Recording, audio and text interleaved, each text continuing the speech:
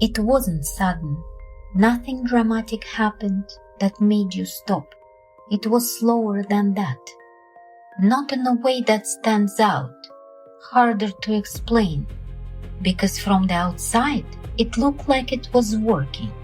Conversations were happening, time was being spent. There were moments that felt real enough to hold on to. And that's what made it confusing. Not because you didn't see it, but because there was just enough there to make you question what you were feeling. So you stayed, not because it felt right, but because it didn't feel wrong enough to leave. And that space is difficult, because you are not reacting to something obvious. You're responding to something subtle, something that doesn't match but doesn't completely break, something that keeps you slightly off balance.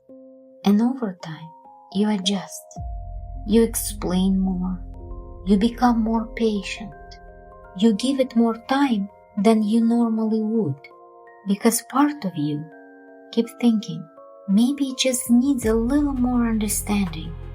But what you don't notice at first is what that adjustment is costing you. Because every time you try to make it work, you move a little further away from yourself. You accept a little less than you need. You explain a little more than you should. And eventually, you don't feel fully present in it anymore.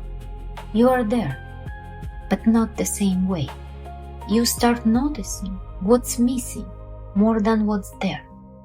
The effort that doesn't come back the same way. The moments that feel one-sided if you look at them honestly. And it doesn't hit all at once. It builds. Until one day you realize you are not trying to understand anymore. You are trying to make peace with what it is.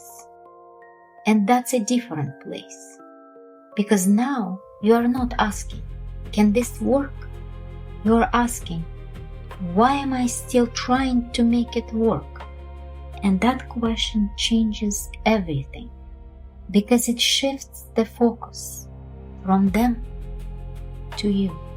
From what they are doing to what you are accepting. And once that shift happens, you start to see something clearly. It was never what you needed. Not fully, not consistently, not in a way you kept hoping it would be. And that doesn't mean it was nothing. It just means it wasn't enough. And that's hard to accept, because it asks you to let go of what you hoped it could become, not just what it was. And hope is the hardest thing to release. But clarity does something important. It doesn't rush you. It doesn't force a decision, but it removes the illusion that things will change on their own. And once that's gone, you stop trying to hold something together that was never fully there. You stop forcing what never felt natural. And slowly, you come back to yourself. Not all at once, but in small ways. In what you stop explaining. In what you no longer accept. In what you finally allow yourself to see. It was never what you needed. And the moment you truly understand that is the moment you stop trying to make it be.